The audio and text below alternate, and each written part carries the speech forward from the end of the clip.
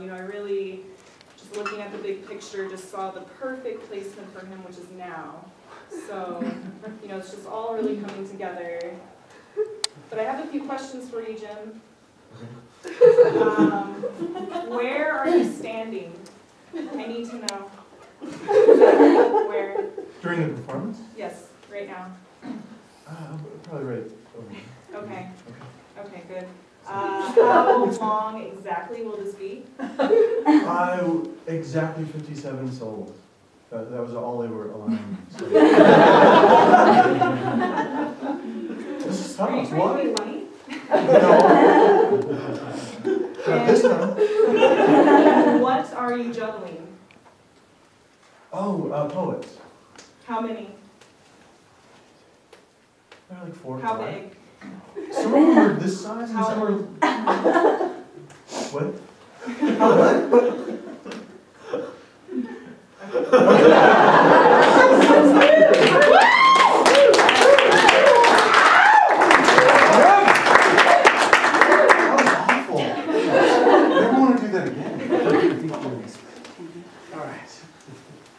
So, tonight is Poets Corner.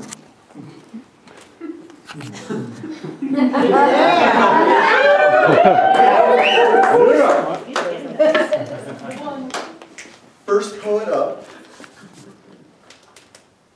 I don't know how many people remembered at the end of Last My Tree, we had the closing circle. And one person said, "Oh, I wish I had talent. And I wish I knew how to write a haiku." So I've been after her the whole My Tree, the entire last 2 weeks. The Amazing Twilight. Yes!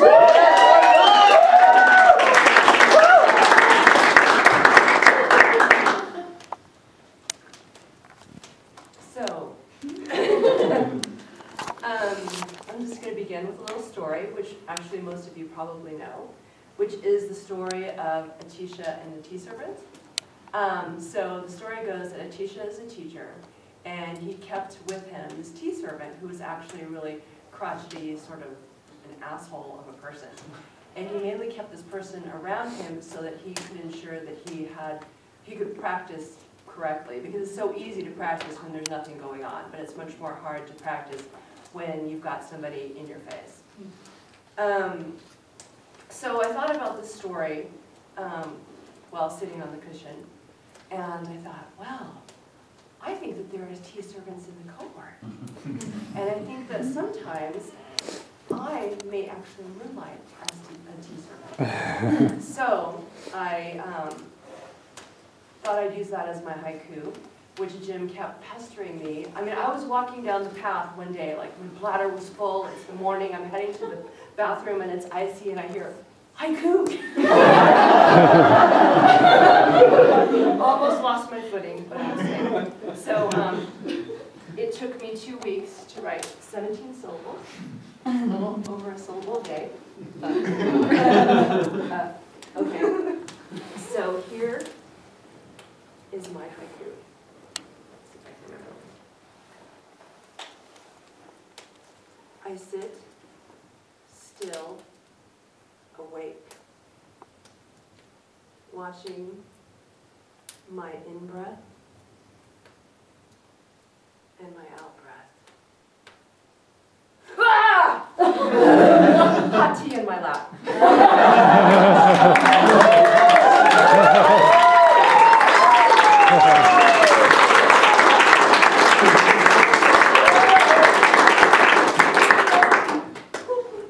Michael.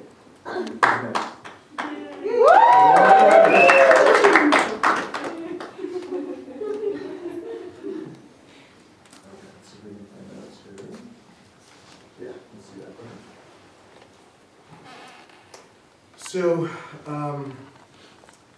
Michael and I share a weird fascination with ancient Chinese poets. Whereas most people sit around and they talk about last night's game and LeBron, he and I sit around talking about 800-year-old poems and Li Po. So tonight we're going to recreate, or basically create a poem that never existed, but should have.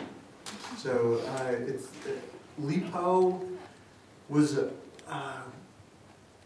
best kind of poet. He was drunk all the time, and he wrote these magnificent poems and died the single most poetic death any poet could die.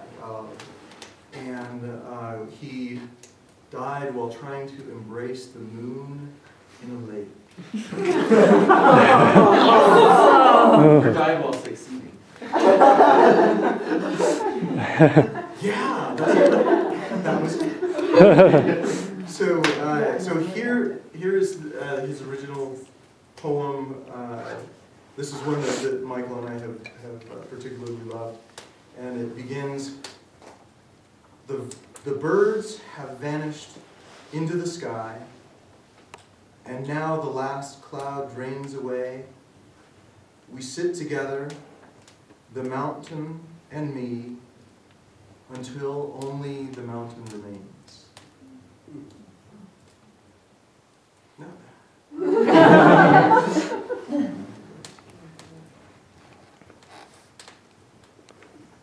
So this is the poem that I imagine he would have wanted to have read if he wasn't dead. The sky has vanished into the waters. Now the last breath fades away. We embrace together, the moon and me, until only the moon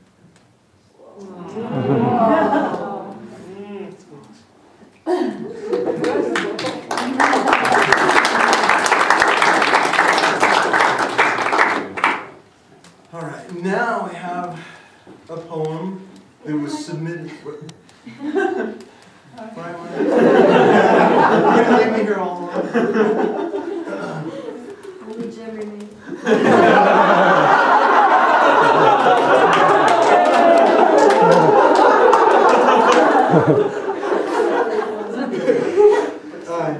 This was a last-minute submission. It was a title called Abrule, and it is about two people in the cohort. Two very close friends. Abrule. Your guess is as good as mine. Ironic face hair. A silky smooth baby face. Razor burn bromance.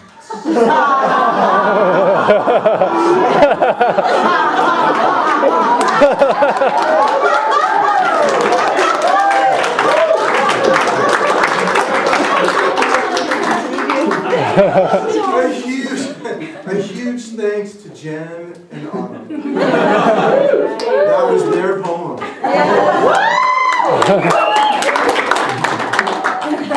All right. So now, one of the advantages to having just incredible poets in this group, who I don't think many of you even realize how great they are. Yes, exactly. Now you're up, dude. I know. You can stop doing that. Okay, so I consider James to be the poet laureate of our group. He's amazing. Yeah. And he and I got into basically what's called a Renga battle, where it was actually the original Japanese source for haiku, was that one poet would write a haiku, the 5-7-5 configuration, and then they'd hand that off, and the next poet that they handed it off to had to do a line of 7 syllables and a second line of 7 syllables to finish it off. So it's actually just a terrific way to get the juices flowing in terms of poetry. So James and I did a couple this week. Actually, we did a bunch, but these are two that I thought were especially bad. And yeah, if you could get a little bit hotter.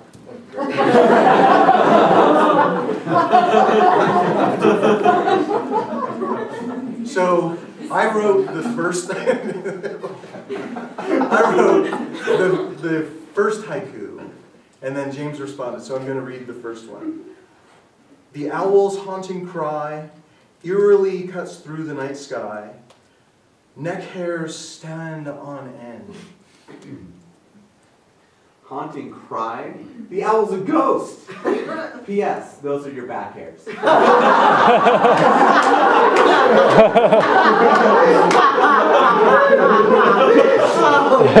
it can be really sweet. All right. So here's the second one. And James actually wrote the original haiku. Sitting in the green, one thought over and over. I need a girlfriend. It was sweet. I thought it was really a nice poem. So my response was, in a forest glen she waits. For you, James. Of course. Who else? It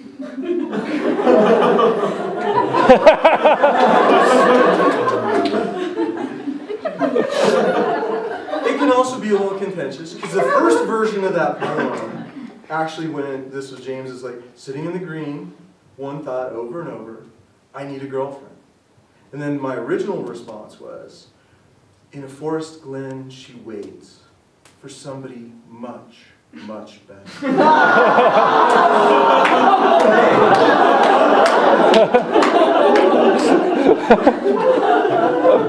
been waiting a long time. You know I didn't. So, I know it's a long program tonight, and I didn't want to take up a lot of time with any other poems. I have a few that I wrote, but I didn't know if anybody particularly wanted to. Oh, come on.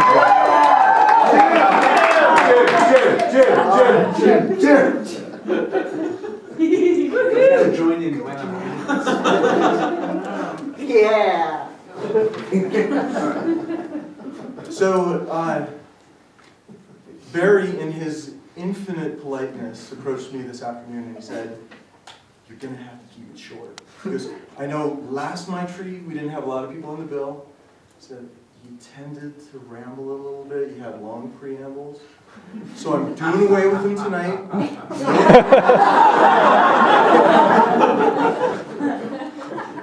Was that a preamble? I guess. So basically, I'm sticking with some 5-syllable poems. I'm just taking the first line from a bunch of poems that I wrote. So just the first line. They're not good, so you can just... Snow stupa, righteous. There was more, but... Felt glasses? Really?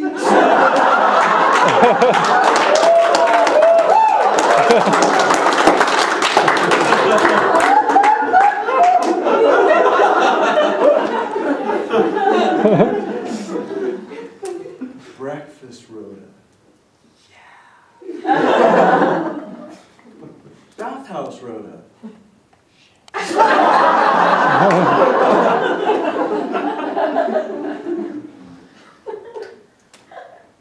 Mary!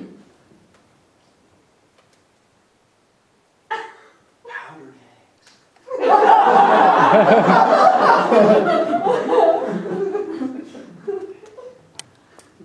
How much do you weigh? I'd love to squat you. I'm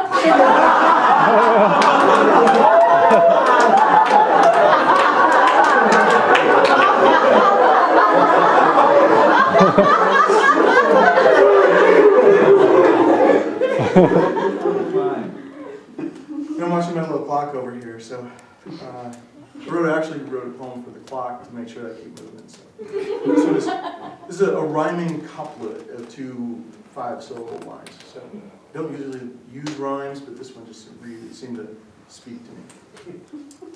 Damn that damned clock. That thing can suck my... I'm out of syllables.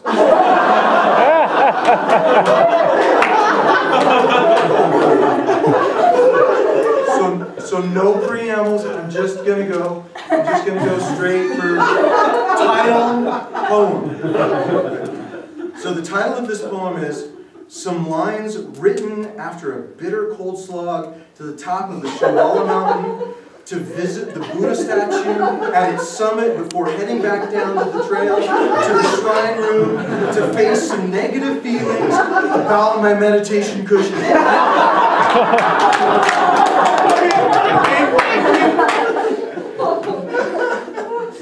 And here's the poem. Oh, Gomden. God damn.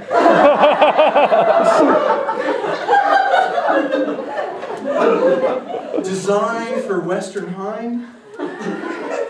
Kiss my frostbitten ass.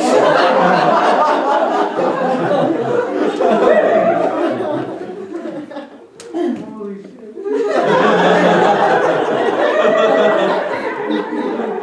That's the next one. So this one has a couple of titles. Alternates. We're still laughing over here. He's like, yeah, man, this is just like in class. When it gets going. So this one, I think maybe some of you will appreciate. Body Scan, the sequel. I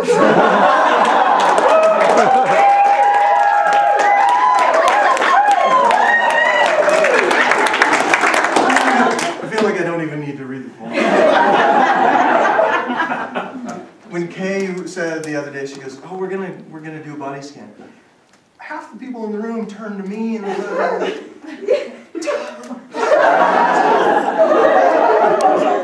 and I figured, oh my gosh, I really ruined it for everybody. It's not gonna work.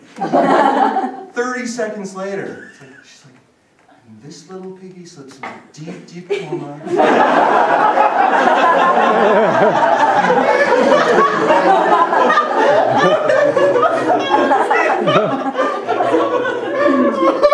Incredible. I can't even ruin it. So the alternate title is, it's a play on Alien versus Predator. It's like Body Scan versus Gastrointestinal Feud.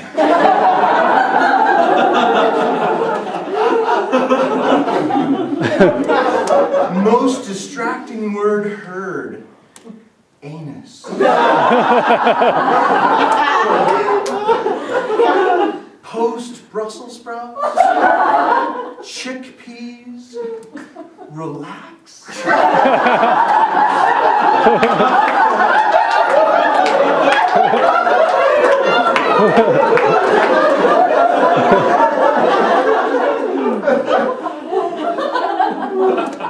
I dare not.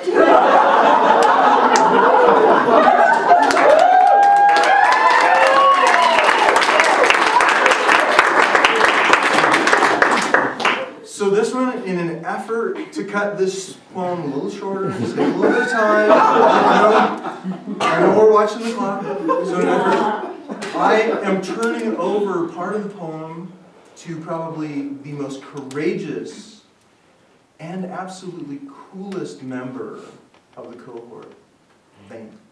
Woo! Check it out, ladies and gentlemen. Okay. So this is actually a reference to last My Tree when there was a guy running around the kitchen with not much more than an apron on. So this one is titled Too Sexy for His Apron. As you lay half nude. Wait. As you lay half nude. Pole dancing Rhoda beefcake. Yeah.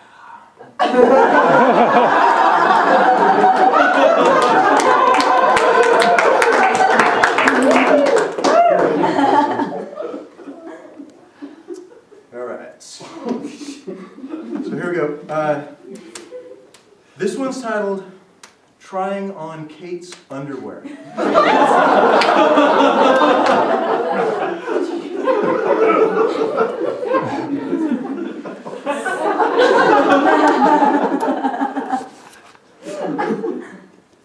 Puce crescent beckons, ample ass held firm, snug, in all the right places.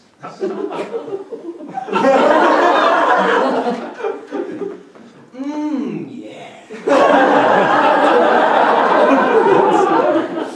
So now Barry didn't say anything about post-ambles. So I'm going to have to explain this a little bit. Jim, we must keep to a schedule. Okay. I'm just saying. This is actually about you.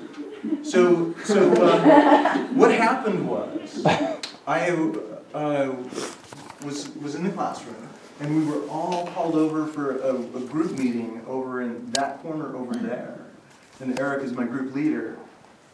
So we all of those of us in our little group, we got pulled over to that side of the room. And, you know, I sit down, and Gina all of a sudden leans forward, and she's right next to me, and she goes, you know, Kate feels like her zafu is kind of like underwear. You don't want to share it with people. And I was looking at her, and it was like, well, that's really nice to know, Gina. That's a little more information than I need. Like, why are you telling me this? And then all of a sudden, I realize I'm sitting on like the most comfortable sofa in the room, and I'm thinking about where Kate sits, and it's like, Kate sits. It's okay. I knew you wouldn't mind, and you know. It's totally fine. I All totally right. don't care, Jim, at all. I really don't care. Are you sure? Totally fine. Okay. You sure? Totally fine. Not at all. I was going to use it tomorrow, okay? It's fine. Okay. You look a little angry right now. No. All right, so, this is the last poem. Sorry to take so long. It's not in a haiku form. It's actually part ghazal, which is a Persian poem with 8 lines. It's got a last line of a haiku, so it's kind of a hybrid, and I like to think of it as a gaiku. And this one is for Brandon. And this one is called The Tiger and Its Twine. Big cat downtown overflows his banks. Days as a mouser, a bygone dream. Furry gas giant, composed of sardines and butterfat. This is not barium I'm talking about. Gentle giant enters its atmosphere, catches light. Fingers circumambulate the ears, make pilgrimage along the spine. Feline motor, a rumbling mass of gravel and barbed wire. The music of galaxies coalescing. Sunbeam Satori. Oh.